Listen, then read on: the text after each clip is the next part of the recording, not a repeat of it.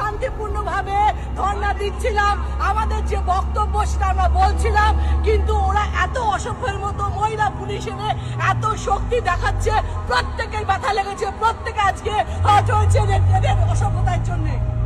আমরা ওখানে চুপচাপ শান্তিপূর্ণ ভাবে, যেটা আমাদের লোকতান্ত্রিক অধিকার, আমরা ওখানে বসে কালকে রেডের প্রোটেস্ট করছিলাম। এরা দিল্লি পুলিশকে এনে আমাদের টেনে হিচড়ে কিভাবে বাসে করে অ্যারেস্ট করে নিয়ে যাচ্ছে। সারা বাংলার লোক, সারা ভারতবর্ষের লোক দেখুন, এদের বুকের পাটা নেই। আমি টিএমসি হলো বাঘের বাচ্চা, দেখে যান আপনারা বাংলার লোক।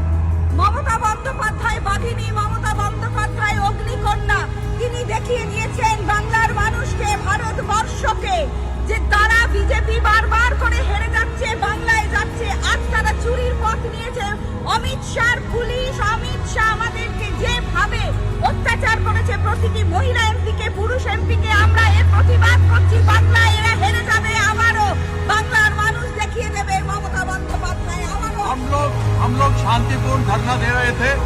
ईडी जो चोरी करने आई थी और चोरी के अंदर वह हमारे जितने भी दस्तावेज हैं जो इलेक्शन से संबंधित हैं, उन सबों को चोरी करने के लिए आई थी। हम शांतिपूर्ण धरना दे रहे थे। ईडी ने, अमित शाह ने प्रयास किया चोरी करने का, और यही इसी को कहा जाता है उल्टा चोर कोतवाल को डांटे। और पुलिस ने शांतिपूर्ण धरने में हमारी जो लेडी, हमारी जो महिला सांसद थी, उनके साथ अभद्र व्यवहार किया, उनको जबरदस्ती उठाया गया। আমাদেরকে টেনে হিচড়ে গাড়িতে তোলা হয়েছে, প্রত্যেকের ব্যথা লেগেছে। তবে আমরা এটুকু বলতে চাই যে এইভাবে বিজেপি কোনোদিন বাংলায় আসতে পারবে না। এখানে যতই ইডি সিবিআই আসুক,